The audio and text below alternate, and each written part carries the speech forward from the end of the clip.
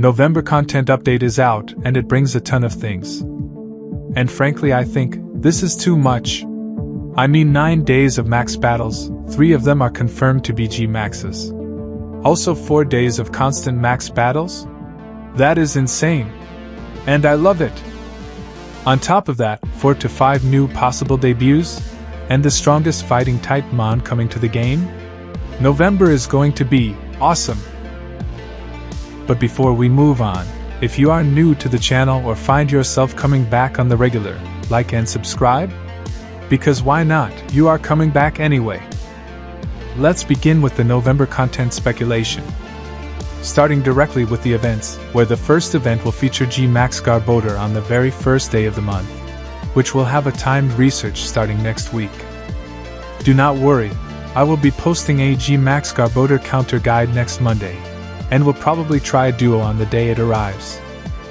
The next event, aptly named the Enchanted Hollow, starts from the 4th of November to the 9th, featuring 2 new Pokemon debuts, Tarantula and Spidops, which I will talk about in their own dedicated video, because their details are out too. Next up is the Into the Wild event, starting from the 10th of November to the 14th, bringing in the debut of Silver Bottle Caps, and a ton of important raids and debuts, talked about in detail in this video. Into the Wild is followed by the actual main event of this season and month, the Wild Area event, on the 15th and 16th of November, which I will make a detailed guide video as it is near, because I think there are more raids yet to be revealed. Next up is an event called High Voltage, which I think will feature 2 new debut mons, Wetrel and Kilowattrel, which are electric-type mons, in line with the theme of the event. And also next in line after Tarantula and Spidops in Generation 9, but let's see, this is entirely my speculation. Another thing that I also observed with this event was that this event goes into the next event, the Dynamax Battle Weekend, which even though is named Dynamax, I think it will feature G-Max Pikachu, because the other 2 G-Max with Pikachu, Eevee and Meowth, have been either revealed or leaked coming to Pokemon Go. Those are 2 of my speculations for this event. What do you think? Am I being reasonable, or am I asking for too much? Another event following this one, named Final Justice, will start from the 25th of November to the 30th, which will introduce the Resolute form, an even stronger version of Keldeo in Pokemon Go. Because Keldeo is among the Swords of Justice group of Terrakion, Cobalion and Virizion. And also because it was featured in the season trailer. And just like last event, this event too will go into another Dynamax Battle Weekend, which I think will feature Cobalion, Terrakion and Virizion in Dynamax raids, going with the theme of the event. And at the very last, on the 30th of November will be the last event of the month, AC Day, which will most probably feature Pikipek, since Toucannon has received a move update. 5-star raids featured this month will be the following, among which the most notable is Heatran. Why, you ask? Because there are leaks of it receiving a Mega, so start farming those candies and excels.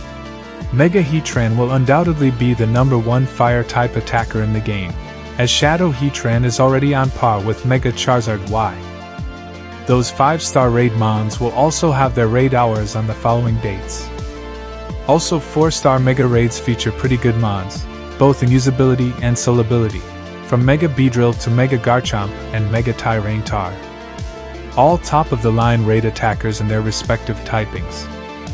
Next up, Max Mondays will feature these mons, among which Inkay, Ralts and Eevee are making their D-Max debut, wherein K can be grinded for candies, not for its D-Max, but its Mega, which will eventually be coming to Pokemon Go. Though Ralts is completely useless, because we already have better Fairy and Psychic-type attackers in the game. Whereas Eevee could be useful, with one of its evolutions. But we'll see about that, once it arrives.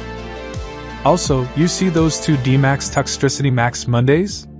Those 2 will be there for Into the Wild event too. Meaning they will be present in D-Max raids from the 10th of November to the 23rd, of course excluding the Wild Area event. Spotlight Hours will feature these mons, which I will make dedicated videos on, once they are closed. Because these are excellent opportunities to grind tons of Stardust and XP. Almost forgot. Shadow raids will be taken over by Latios, occurring every day. Because they seem to have scrapped the weekend routine, and have started to release these shadow legendaries quite fast. Something's fishy, don't you think? What's cooking? Whatever it is, I wanna know. And at the very last, these are the research breakthrough mons you will get at the end of every week.